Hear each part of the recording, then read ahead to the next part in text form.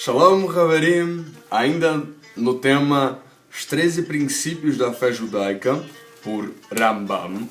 A gente está destrinchando esses conceitos dentro do Tanakh e provando eles, vendo se realmente onde é que tirou esses princípios e tal. Não que Rambam precisasse de qualquer uma prova nossa, acho que essa não é a questão, mas assim, para a gente tentar ver esses conceitos, poder ensinar esses conceitos para as pessoas dentro do Tanakh, para saber certinho de onde se tirou cada um deles. Acho que é muito importante. Dentro desse vídeo de hoje, no último vídeo, perdoem-me, eu não fiz, até porque o vídeo ia ficar demais comprido, ia ficar comprido demais, ele já estava com meia hora. Então assim, eu preferi falar o seguinte: olha, vamos destrinchar, vamos dar um pause nele, então vamos fazer sem as explicações. Então eu decidi nesse vídeo fazer as explicações separadas dele, tá bom? Então esse a gente só vai mostrar as explicações das notas de rodapé do último, tá? Pasuk. O que é Pasuk? Pasuk a gente vai falar demais nas nossas aulas, nossos vídeos, nossos áudios. Pasuk é versículo ou verso. A gente usou uma forma abreviada para o tetagrama, né? Pra gente santificar o nome de Akadosh Baruch Hu. Então a gente colocou o Y, duas apóstrofes, e o rei, né? O H, na verdade, no lugar do rei. Então, explicando. Forma abreviada para usar o nome do sagrado do Eterno, o nome sagrado do Eterno. Hashem Kadosh, o nome sagrado do Eterno. O tetagrama tem aplicações sagradas e separadas de contexto do que o nome normal. Ele não pode, tem que ser sagrado, tem que ser separado, não pode ser como a gente usa o nome normal. Isso é o próprio nome, isso é Pashut, o próprio nome já diz. Judeus religiosos no mundo todo fazem essa aplicação diferenciada para liberalmente separar o uso do nome do sagrado de quaisquer usos banais e fúteis de um nome comum, que o nome comum tem. Muitas vezes aparece em livros judaicos como Yud com rei, com Vav, com rei. Ele escreve Yud com rei, com Vav, rei. Isso tem muito na literatura judaica, para não usar o nome, mas dar a citação do nome ali. A gente usou uma palavra no último vídeo, que é Maaseh Bereshit. O que seria Maaseh Bereshit? Maaseh Bereshit é a obra da criação, literalmente significa obra da criação, ou feitura da criação, que remete a Bereshit 1, a Gênesis 1. Remes. Remes é uma dica, uma pista para um outro texto, ou seja, cita-se uma parte do texto. O que acontece? A Torá e o Tanakh são escrituras muito inteligentes. Como é que eles agem? Para não ter que citar aonde está cada coisa, o que ele faz? Ele cita um pedaço para que você possa voltar àquele texto mais tarde para poder estudar o conceito com maior qualidade. Porque senão, até porque os rolos iam ficar enormes, os livros iam ficar muito grossos, como até hoje se tem. A gente pega um livro de estudo, um livro dessa grossura que assim pesa às vezes 3 quilos, às vezes mais. Vamos lá. Capará, a gente usou a palavra capará. O que significa capará? É uma espécie de conserto, cobertura, compensação, né? Que nem a palavra kippá vem dessa mesma raiz, né? Kippá, cobrir, né? Ou encobrir, né? Capará, né? De fazer essa cobertura, né? Ou como o pessoal chama de expiação. Maasim Tovim. Maasim Tovim, acho que a gente até já traduziu logo após. Significa atos de bondade, ou atos bons, coisas boas que você faz. Lo aleino, as pessoas às vezes me perguntam muito: desculpa, mas o que você fala toda hora lo aleino? Lo aleino tipo assim, longe de mim, longe de nós, que não aconteça comigo. Quando a gente fala alguma coisa ruim, por mais que às vezes a gente precisa falar alguma coisa que lo aleino não é tão gostosa, a gente fala lo aleino porque tudo que a gente fala, ele reflete de uma maneira para nós e para as outras pessoas, não só de maneira física, mas também no nosso emocional. Então assim, a gente evita, até uma das coisas que a gente evita para não fazer lashon hará, por exemplo, a gente falar coisas, se a gente estiver falando coisas boas, são coisas boas. Mas está falando coisas não tão gostosas, a gente fala coisas não boas, a gente não usa palavras pesadas para isso, né? Isso é uma maneira de você reeducar o seu linguajar para que você não fale mal de ninguém, por mais que isso seja verdade. Lembrando que lashon hará, dentro do que Hafetz Haim fala, mentira não é lashon hará, mentira é calúnia, é mentira. Lashon hará é quando você fala de de um lado negativo que é verdade de alguém. Né? Muitas pessoas, às vezes, em vez de fazer Lashon HaTov, isso é incrível também. Por que o povo de Israel cresceu em Mitzrayim, no Egito? Porque bateram nele, maltrataram eles, então o povo começou a crescer. Todas as vezes que você bate em alguém, isso só reforça um exército contra você. Então, quanto mais você se levanta contra alguém, seja com palavras, seja com ações, essa pessoa cada vez mais vai crescer contra você. Isso é um princípio natural do mundo, né? Massa de bolo, quanto mais você bate, mais ela cresce. Então, a gente tem que saber como é que a gente vai agir. Longe de nós, lo aleino, uma forma de caparar para as coisas não gostosas que saem de nossas bocas, para que elas não atinjam alguma pessoa ou ouvinte. Nossas palavras, como Bereshit, têm grande poder. Yehudim, judeus, tomam muito cuidado com as palavras. Lo aleino, não tão gostosas que atinjam uma terceira pessoa. Seja no sentimento, seja com as alterações desse mundo, seja com a própria Neshama da pessoa. Por falar nisso, Neshama, o que significa Neshama? Nesse contexto ele é entendido como vida. As pessoas traduzem como alma, mas pode ser entendido como vida. Haverim, deixa eu ver se vai dar tempo para a gente falar mais um passuco dentro dos 13 princípios da fé judaica. Deixa eu ver se vai dar tempo aqui. Tá, vai dar tempo sim. Não vai dar tempo. Não vai dar tempo. Tá, vamos. Só mais um que... Senão depois eu vou me sentir mal por não passar isso. Deixa eu ver, só tem... Aí depois tem três anotações. Tá, vamos lá. Eu não sei se eu vou postar os dois vídeos no mesmo dia, mas esse vídeo e o vídeo anterior estão sendo gravados no mesmo dia. Então eu tenho que correr com o tempo, né? Pra poder dar tempo para poder fazer tudo. Como prometi para vocês, Isaías 42:5. E diz assim: assim diz Ha'el Hashem. Assim diz o El HaKadosh Baruch Hu, o Eterno, que cria os céus e os desenrolou, estendeu a terra e o que dela procede, que dá a Neshama, como a gente falou, para o povo que nela está, e Ruach aos que andam nela. Tá? Ok. Vamos trabalhar esses conceitos aqui. Nesse passuco, também Yeshayahu Hanavi, lemos o mesmo verbo, bará. Este traz o mesmo termo, porém com uma leve diferença. Além de estar com uma letra a mais, fala diretamente de Hashamayim, né? dos dois céus. Essas letras a mais, ou seja, o Vav, essa letra a mais, o Vav, tem o valor gemátrio interpretativo de... vamos lá. O valor gemátrio interpretativo de 6, que nas escrituras, e em especial em Bereshit, tem ligação direta com o homem. Pergunta. Aí eu pergunto a vocês. Qual a diferença do primeiro bará e o segundo boré? Na verdade, o criar ali é boré. O segundo traz a participação do homem durante a criação. Não direta, pois antes vem o Beit de Bereshit, que significa casa. Mas também aqui remete ao Bereshit, ou seja, a obra da criação.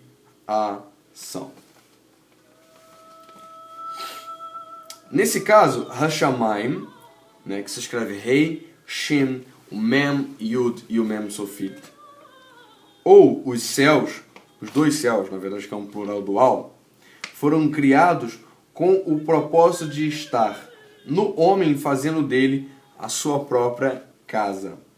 Constantemente vemos a Gemara e a literatura judaica usarem Hashamayim como um eufemismo para referir-se ao próprio sagrado. Por exemplo, a gente na Gemara usa muito, no Talmud, usa muito Leshem Shamayim. Eu fiz isso Leshem Shamayim. O que é Leshem Shamayim? embora literalmente signifique para o nome dos céus, ou em nome dos céus, na verdade, com o propósito do nome dos céus, vamos dizer assim, seria mais interpretativo, significaria o seguinte, que seja aí traduzem como por uma boa causa, né? Ou com um bom propósito, com uma boa intenção, mas na verdade, literalmente significa para o nome dos céus. Mas isso não significa que os céus têm um nome, etc. E não é no nome literal dos céus, mas no nome que os céus carregam, que seria o próprio sagrado, bendito seja ele, entendeu? Então esse é um eufemismo. Então Shamayim tem esse significado dentro da Gemara, tá bom? Dentro do Talmud, dentro da literatura judaica. Usamos constantemente Leshem Shamayim com o propósito celestial ou para Hashem, ou pelo propósito de Hashem. Isso significa que a participação do homem nessa criação tem um papel secundário, ou seja, ele não é a causa, mas Hashem, ele não é a causa do poder de criação, tá? Mas Hashem, entretanto, é para o homem, para que o homem saiba que o propósito dos céus ou da expansão celestial foi feita para abrigar o homem e para que seja também a sua casa, tá? E quando eu digo expansão dos céus, eu estou falando do céu criado, tá? Do céu criação. Sendo assim, mesmo compreendendo que Akadosh Baruch Hu, o sagrado bendito seja ele, tenha construído o mundo tendo as criaturas do mundo e o homem como base para fazê-los e sentir-se confortáveis, bem como que tenham isurim, sofrimentos, para que faça crescer. Ele foi o único suficiente criador. Antes de a gente destrinchar novamente o texto, a gente lê novamente, a gente vai ler três notinhas de rodapé, que falam o seguinte, duas, que só vai até o 14. Ruach tem a ver com direcionamento, como em muitos vídeos a gente já falou. Lá em Bereshit mesmo fala que Hashem foi se encontrar com Adão na direção do Oriente, ali era a Ruach oriental. Então, a Ruach maravilha. Então, assim, a Ruach ele tem a ver com direcionamento das velas, dos barcos, a direção do vento, tudo isso tem a ver com o hebraico no seu sentido mais antigo, tá? Fôlego ou respiração, também tem esse sentido, tá? Hakadosh Baruch Hu, isso eu acho que vocês já devem até saber, mas não custa nada reforçar. Hakadosh Baruch Hu significa Hakadosh, o sagrado, Baruch, bendito, Hu, ele, né? Hakadosh Baruch Hu, o sagrado, bendito seja ele. Relendo o Pasuk, para a gente poder compreender e internalizar todo esse conceito que a gente falou, assim diz Ha'el, né? o celestial, o elevado, Adonai, né? O nome, aí tem o tetagrama, aquele que existe acima de tudo, né? Aí seria literalmente uma possível tradução do tetagrama, aquele que tem a existência e existirá, ou aquele que detém a existência será dele, e existirá, ou existe ele, uma coisa assim. Seriam boas traduções, assim, traduções interpretativas boas do verbo, da aplicação do verbo aí. Que cria os céus e desenrolou, ou seja, ele criou os céus. Em primeiro lugar, ele está falando da criação dos céus. Ele fala que ele os desenrolou, né? Ele os desenvolveu. Estendeu a terra, aí no caso falou de uma expansão da terra. E o que dela procede, tudo que dela sai. Tanto que, a gente tem uma compreensão errada de Maaser Bereshit. A gente fala o seguinte, que Hashem criou tudo. Na verdade, ele criou muitas coisas e deu o poder para essas coisas para criar novamente. Se você for ler lá Bereshit novamente, dá uma lidinha de novo no Bereshit, fala o seguinte, criem as águas, aí fala o que as águas têm que criar.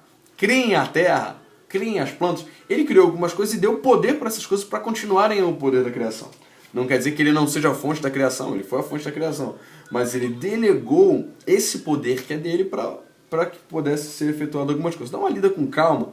Eu escrevi alguns livros antigamente, liberei alguns artigos, eu não sei se ainda estão na internet, sobre Bereshit, que eu explico direitinho cada uma dessas coisas. Eu acho que é importante dar uma olhadinha. Tá. Tudo que dela procede. E que dá a Neshama, aí as pessoas vão interpretar como alma, mas eu prefiro traduzir como vida, para o povo que nela está, e ruach, e direção aos que andam nela. Ou, aí teria um sentido muito... Quando a gente traduz ruach como direção, acho que tudo se encaixa, tudo dá sentido maior. Mas a gente vai traduzir também da outra forma, também, vamos lá? E espírito aos que andam nela. Né?